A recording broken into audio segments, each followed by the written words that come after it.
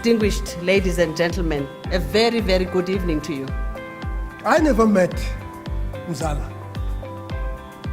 But Mzala was one of the leading ANC intellectuals of the 1976 generation.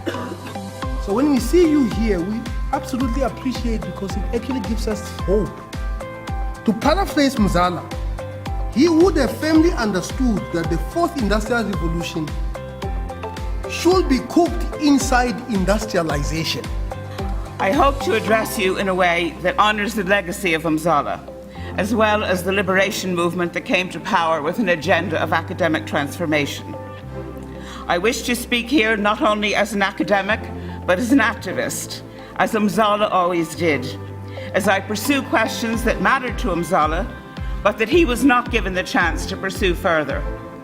The systemic crisis, which from a Marxist perspective would be the crisis of capitalism. But there is also an epistemic crisis, which is the crisis of the irrelevance of the knowledge which has been dominant for over 500 years.